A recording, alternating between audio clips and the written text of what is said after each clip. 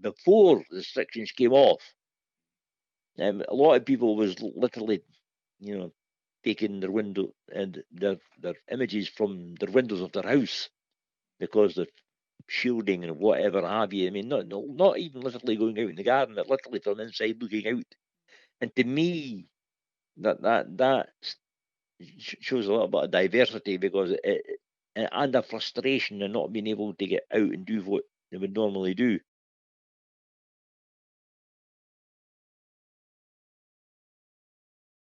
For starter, my name is Eric Duncan, and I'm a photographer, and the founder of Dunfermline Camera Club. And the connection directly with the Coalfield Regeneration Trust is as an ambassador there now. But the Coalfield Regeneration Trust gave us quite a substantial grant to take up and running in the early days of the foundation, and we managed to get quite a lot of lighting and studio equipment, which we were sadly lacking on. And thereafter, I continued the interest with the Coalfield Regeneration to try and help other communities to connect. That's the word nowadays, for to connect and keep connected. Because we don't, then all is lost. The Dunfermline Club have been on the go since 2015, April 2015.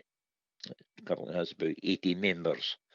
And the first Wednesday of every month, as it was before COVID came along, was the sort of like the general meeting thing, where the business of the club comes together and you sign the checks and you pay your bills and wherever, and you decide where you're going next.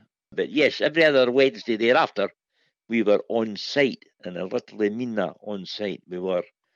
It's not South Queensferry, North Queensferry, not North Queensferry, it was Aberdeen. The important thing about our particular club is that it was created as a hands-on club. We find,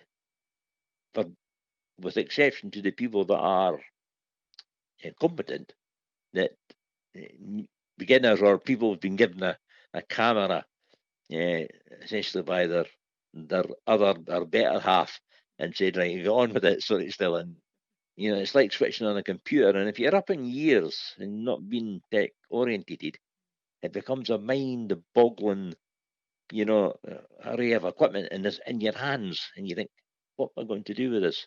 And our club was formed really to teach, mentor, and encourage people to take up photography as an art. And all the way along the stages, they would be mentored, and they are. And we devised tutorials. There's always something on the go, somebody doing something. But above all, of all the things that we do, the number one criteria was to have fun. Because see, if it becomes a chore, you're as well not doing it. You have to have fun. There's nobody going to say, oh, for God's sake, look at that, and slap them on the wrist. It's, you have a laugh and you think about, come on, let me see it, come across here. And, like, I'll take the same photo, you take it, and they go, wow, how did you do that? And you think, well, this is how you do it. Now I'm going to tell you, and I want you to physically do it with your camera. And then they take it and they think, wow, look at that. Man, the lockdown effectively then put paid to all of our meetings for quite a while. And it's only in the recent couple of months, I would say, 3 months probably max, that we got to grips with Zoom. And the monthly meeting now is a Zoom meeting, for want of a better word, because my mobility is slightly inhibited, not totally, but I tend to take stuff in the garden. I've not got a big garden by any means. It is literally, 50 feet long, but there's a lot in it, and and there's a lot happening in it, a lot of insect life in it, which provides no amounts of pleasure. And just the flowers themselves, and the plants, the leaves, and just all of the different things, like puddles of rain, and you can go outside and take photos of stuff, and that rains fell on plants and broadleaf plants and things like that. And there is just catching the water drops popping off the end of the leaf and things like that. It's it's that one moment in time, Another hour later, sun's out and the water drip's gone, and so on and forth. So for me, it's one moment in time. It's captured. It's gone now. My involvement with a lot of people during the lockdown has been one of well-being, because it's a well-known fact that photography is a tool towards some people's well-being. It allows them a bit of creative expression and freedom, and to be able to contribute towards the art, for want of a better word. And having been the founder, the club has become a family, and a very big extended family, all with all of its quirks and um, different attitudes and things like that. Different people, young people, right up to people like myself, who are pushing the 75 mark, and you think, okay, and it's like a family, and because it's like a family, and because we're so close knitted, um, you get to know people's, um, you know, attitudes and their mindsets and things like that. I think it was checking in just to see that they were okay, not necessarily taking any photographs. Are you okay? Can we come and help? Do you need anything?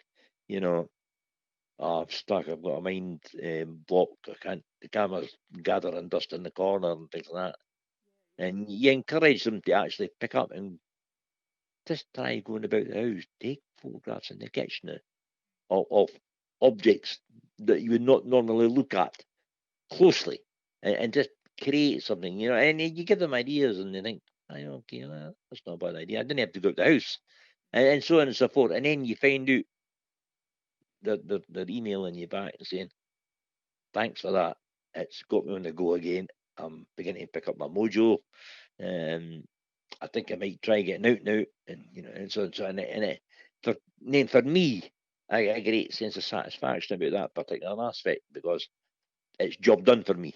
You know what I mean? And to me, the glass is always half full. It's never half empty. And I think a positive outlook kind of helped myself get through this, because there are so many people these days that you think it's doom and despair and all the rest of it. It's not. It's a restriction, but that restriction can be overcome if it's done right. As a probably conclusion to lots of the things I would say is that if you're stuck, then come along and speak to us, or contact us and speak to us, and somebody will come along and see you. Socially distance if that's what you want, or the phone call if you didn't want anybody else to know, and all the rest of it. And data protection's paramount with our club, and that, so nobody knows what's going on with each other. And to look at somebody, they might feel, the youth might think they're okay, but you don't know what's going on inside. And I think it's teasing that out. But I can tell there's something troubling somebody about something, and then I usually find out about it because I'm a great confident, and I tend not to spread gossip or whatever. I keep it to myself, and I can understand where some people, they're vulnerable people in their society, they're very fragile, and I found it helping them to access photography has been a great boost for their confidence and their well-being, and they've gone on to be great photographers. That's what it's all about. Looking on the bright side. It's all about having fun and learning the art of photography, and just giving you a better mindset to approach what's happening in the world just today. And really, that sums it up really at the end of the day for me, anyway. So